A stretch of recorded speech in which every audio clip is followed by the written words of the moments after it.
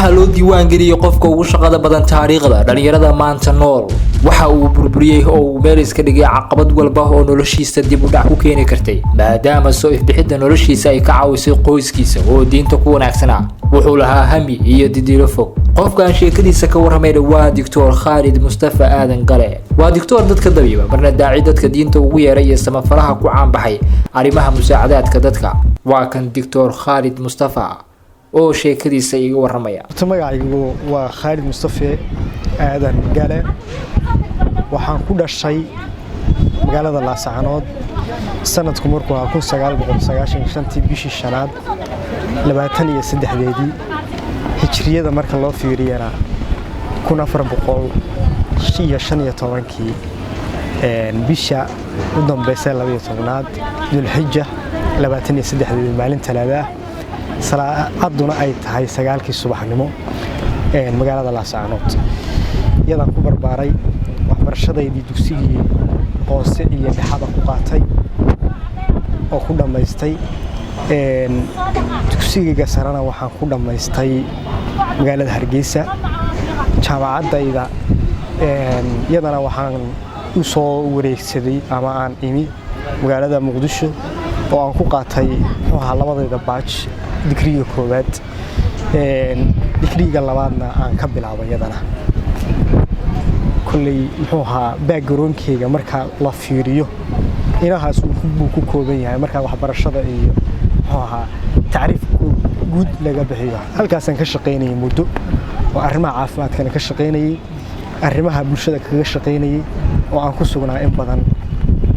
arrimaha waxbarashada iyo adeegida dadka danta yar ayaa xudun u ahayd waxyaabaha uu sida weyn uga soo dhalaalay intii uu ku guda jiray qudmeynta bulshada waxa uu garaacay albaab walba uu ku ogaa qof sabool ah ama taageero nololeed u baahnaa sidii ardaydaasi ku heli lahaayeen ama ardaydoodu ku heli lahaayeen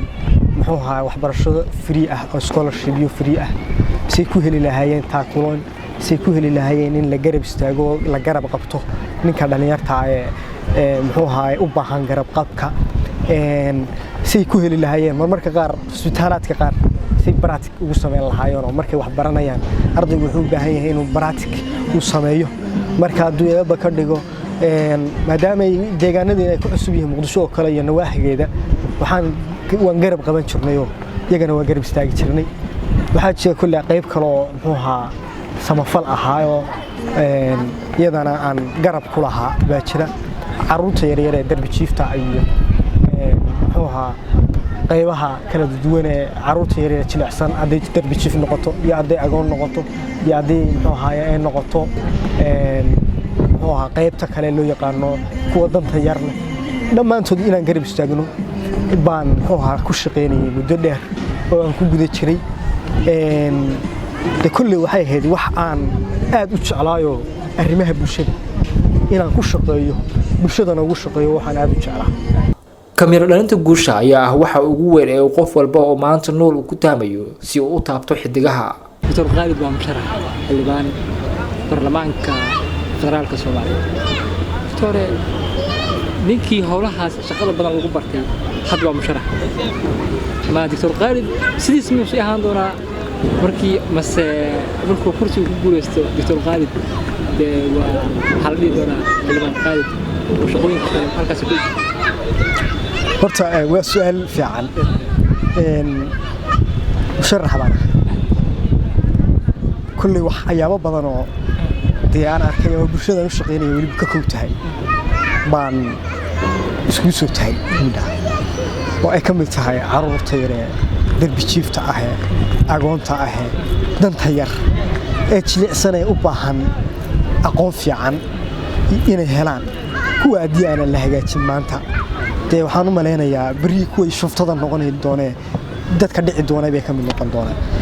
waxyaabaha ay u kalifeynaan horta noqdo ama aan raadiyo kursigaas arrimaha bulshada u waaweyn inaan u doodo oo baarlamaanka dhexdiisa aan u hadlo dhalinyarta ku xigta oo maadaama nin dhalinyaro ah xaq iyo xuquuqda ay leedahay inaan baarlamaanka dhexdiisa aan uga raadiyo waa waxyaabaha horta igu kalifeeyay shaqooyinka aan hayo aan horey u hayay inaan si laba jibaaro ma ah oo teemkayga hurdada soo koobo 2 saacadood iyo 3 saacadood ka dhigan ma aha training baan wadi أول هوري ترين بان كجري نفتا بري معنيه نفتا أيام بري إني لقبسته واحد هوش لقبسته هوشي وكوينته وحا لوشقين دونا وحاوي وبشوين تصومالي الميلوجو ما همانتا داليار ما همانتا عرورتي يريد ما وكسي وينته باش marka training-kii aan waday iyo la qabsigii aan waday in aan ka sii laba jibaara ma aha ma noqon doonto mid aan muxuu ahaa aan dib uga gaabiyo ma noqon doonto Abdullahi Gacmo News Muqdisho